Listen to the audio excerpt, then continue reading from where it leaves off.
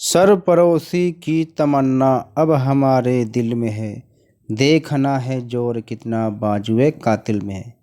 जैसा ही ये नारा आप कहीं सुनते हैं तो जो आपको क्या है, राम प्रसाद बिस्मिल का नाम याद आ जाता है। ये कौन थे और यह नारा क्यों देते थे? यानी ये हमारे देशभक्त क्रांतिकारी है। जी दोस्तों, welcome back to my YouTube channel base of education Mantra. तो आज की इस हम कहानी में यानी कि देशभक्त कहानी में एक क्रांतिकारी राम प्रसाद बिस्मिल के बारे में पढ़ने और समझने वाले थे। चलिए हम देखते हैं। जब भी देशभक्ति की बात होती है तो आज भी दो सबसे महत्वपूर्ण गाने आंदोलनकारियों के लिए प्रेरणा के स्रोत बनते हैं। मेरा रंग दे बसंती चोला और देश हित पैदा हुए हैं, देश पर मर जाएंगे। आज भी क्या है, जब युवा इन गानों को सुनता है तो उसके अंदर देशभक्ति की भावनाएं उफान मारने लगती हैं। तो ये दोनों जो गीत है, महान क्रांतिकारी, भारत माँ के सच्चे वीर, सपूत और आज़ादी के आंदोलनकारियों के सबसे लोकप्रिय कवि राम प्रसाद बिस्मिल ने लिखे थे। यानी कि जब जब भारत की स्वाधीनता इतिहास में महान क्रांतिकारियों की बात होती है, तब तब भारत को इस वीर सपूत का जिक्र होगा। राम प्रसाद बिस्मिल एक महान क्रांतिकारी ही नहीं बल्कि उच्च कोटि के कवि, शायर, अनुवादक, बहुभाषाविद यानी बहुभाषा जानने वाले या बोलने वाले साहित्यकार भी थे।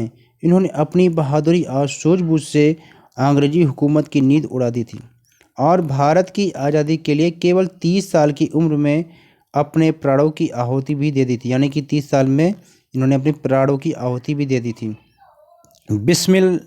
बिस्मिल जो उपनाम के अतिरिक्त वे राम और अज्ञात के नाम से भी लेख व कविताएं लिखते थे। यानी कि ये राम और अज्ञात के नाम से भी कविताएं लिखते थे।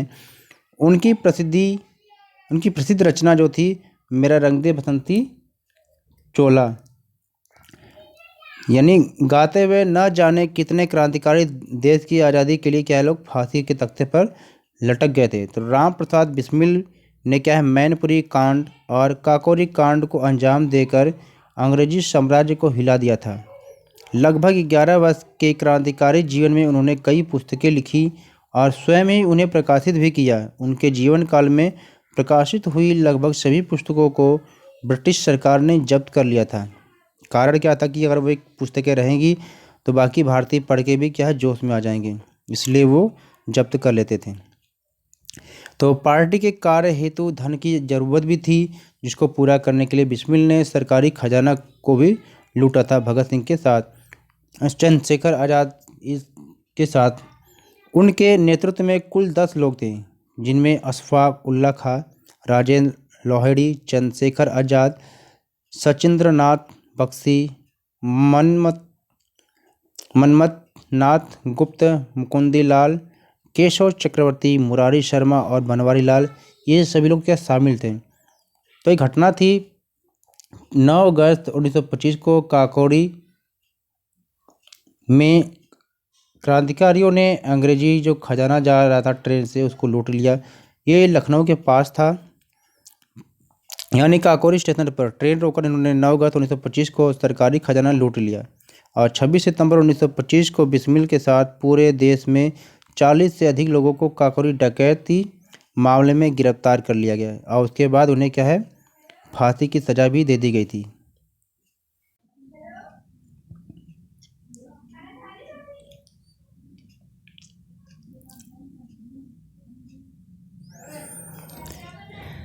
उस दिन बिस्मिल सुबह जब फांसी दी गई थी, जिस दिन उन्हें फांसी दी जानी थी, उस दिन बिस्मिल सुबह कसरत कर रहे थे। तो उन्हें कसरत करता देख जेलर आश्चर्य में आ गया। जेलर ने उनसे पूछा, तुम्हें कुछ ही घंटों में क्या है, फांसी होनी है और कसरत क्यों कर रहे हो? तब उन्होंने जवाब दिया कि वे भारत माता के चरणों में अर्पित होने वाले फूल हैं, उन्हें मुरझाया हुआ नहीं होना चाहिए बल्कि स्वस्थ व सुंदर दिखना चाहिए। तो ये थे हमारे एक देशभक्त क्रांतिकारी राम प्रसाद बिस्मिल के जीवनी के बारे में संक्षिप्त जानकारी थी।